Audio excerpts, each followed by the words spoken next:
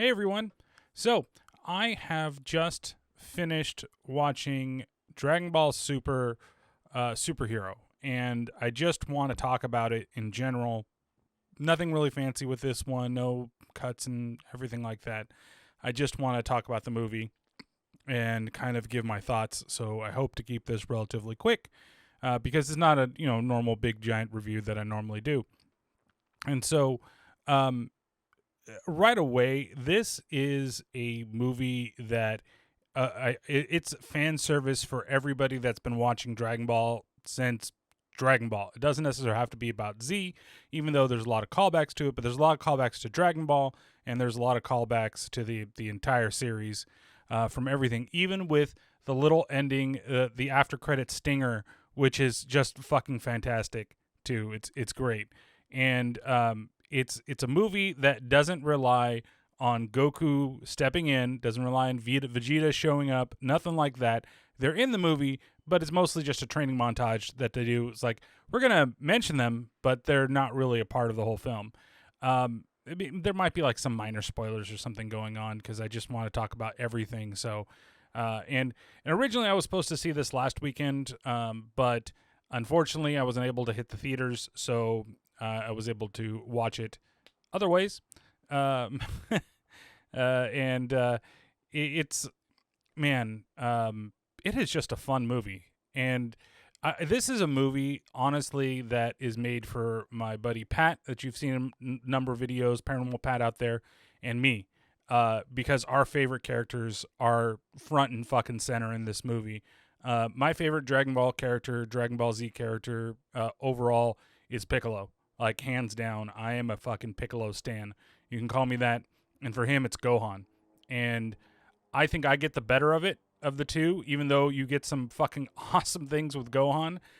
Piccolo is front and fucking center of the entire fucking movie, and I love it. Love it so much that he's there, that he gets to be the big hero, that he goes through another transformation. The transformation for Gohan is fucking fantastic. And the fact that the move that Gohan uses to save the day, what it is so great. And it's just a culmination of everything that the two of them stand for and what they've accomplished overall. And there's one line at the end, during the stinger, that I always forget her name. It's Chiasu, I think that's what her name is, from Dragon Ball Super Broly. And she's the female character that's in that. And after the fight has finished between Goku and Vegeta, right? That's the stinger that you have there. So make sure you stay for the end of that. If you're watching it, make sure you go through the credits and you go to that. But like, she's like, oh, they're finally done. And wasn't that just dumb, Broly? And then you cut over to Broly and the little cook, which is like Lomo-san or something like that, who's a cook, and the meat name that you got there.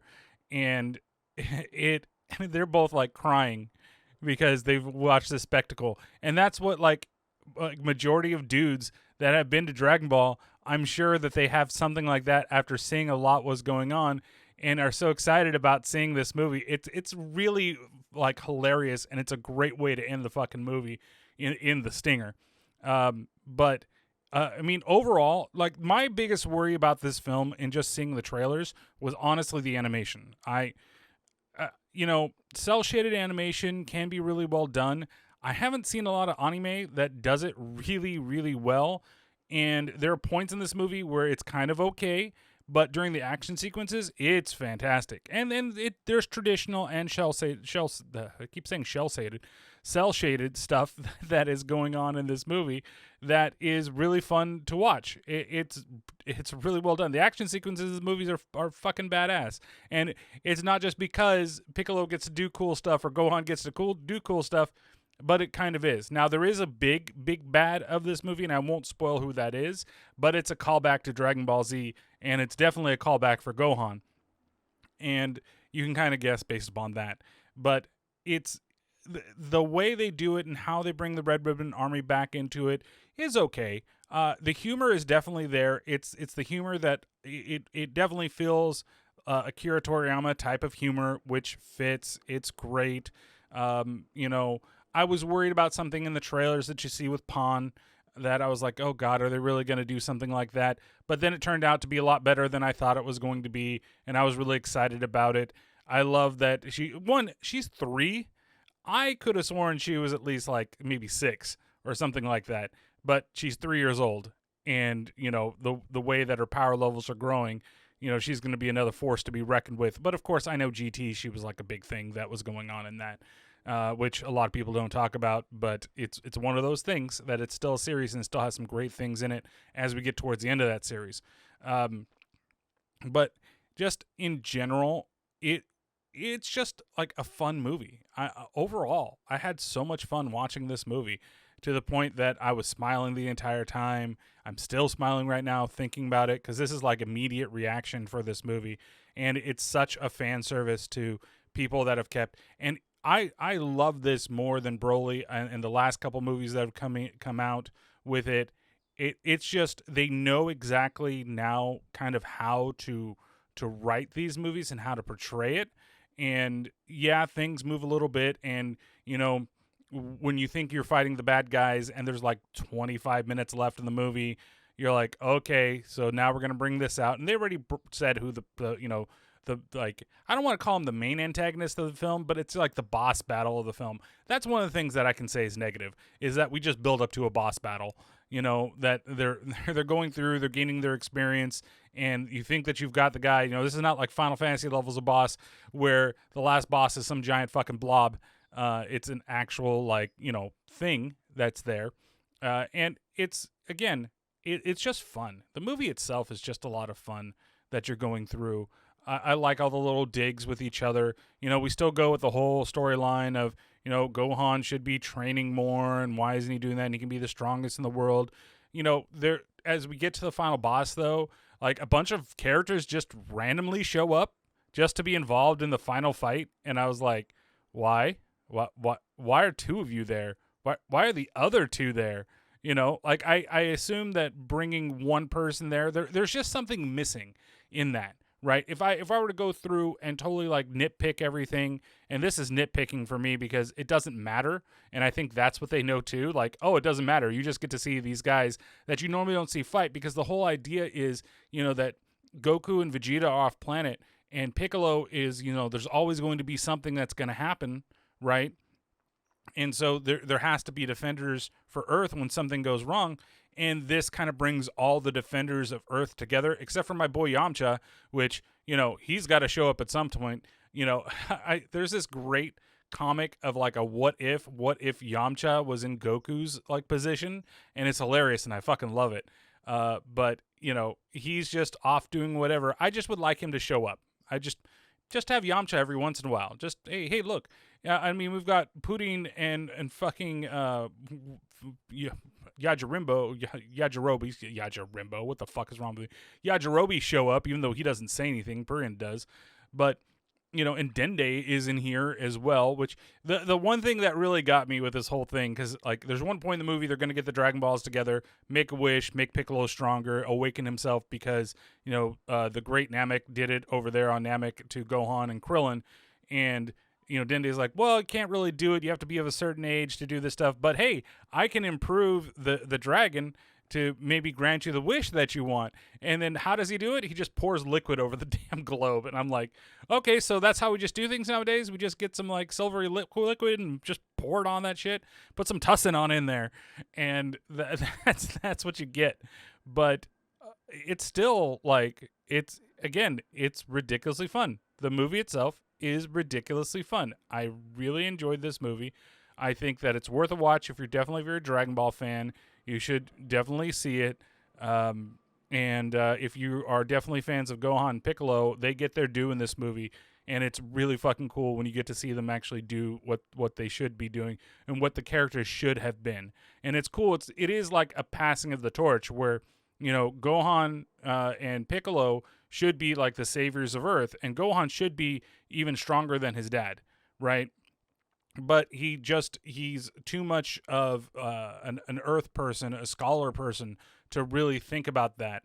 And, that there are bigger threats out there, bigger threats to the entire universe, and that's where Goku and Vegeta should be focusing on. Whereas all the stuff that's local, it should be all the quote unquote defenders of Earth that should be the ones that answer the call. And that's exactly what this movie is, right? And like I said, action sequences are just fantastic. The first one between, number 2 and Piccolo is okay, but it's really just like an intro to them, into the superhero androids. But it really just takes off. The first fight between Gohan number 1 is great. The mashup fight when Piccolo steps in and fights number 2 while Gohan fights number 1, it's really cool, and it's really well done. And the final battle is great, and even Gotenks gets involved. Failure Gotenks gets involved and does some good shit with it as well. But again, it's meant to be more of the comedic side of everything, and the comedic side of the fight more than a totally serious thing that's going on. So I don't know. I just think that you guys should watch it, and that is just kind of my thoughts on this film. I would love to go into more, talk about spoilers and get that stuff, and if people really want it, I'll do a second video for that. But yeah, so if you can, make sure that you watch the film. The one thing that I wish I had seen is Dragon Ball is one of those series that I actually prefer the dub over the sub.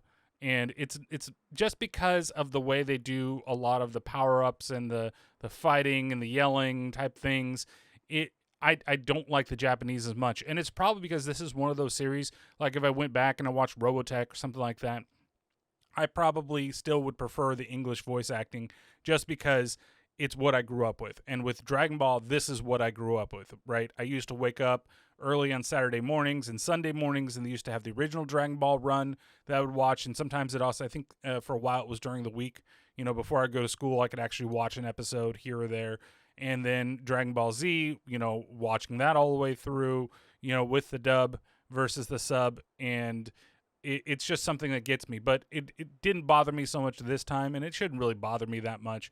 And I was perfectly content. But if I'm going to rewatch this again, I'm going to rewatch it with the dub because I want to hear how everybody else does the voices. I love the voice of Piccolo.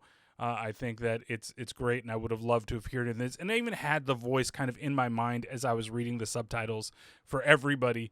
But it's one of the few shows where I think that the dub voice actors really do a fantastic job of just getting the right expressions and doing the right things. And yeah, maybe some of the dialogue changes a little bit because it matches more of the culture, the idiosyncrasies, and the language and everything like that. But it's still a lot of fun. I cannot say much enough about how much fun this movie is and how happy I was in specific scenes where each of them, each Gohan and Piccolo, got to showcase something and show how truly powerful they are, and how good of characters they are for the series, and that they didn't just punk everything out. Though there was a couple parts where they did do my boy Piccolo bad, but then it got he got redeemed almost exactly after everything was done.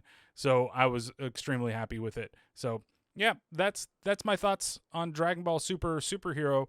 And there is a new podcast that's available on all podcasting platforms. I did one on Day Shift, which was a lot of fun to do.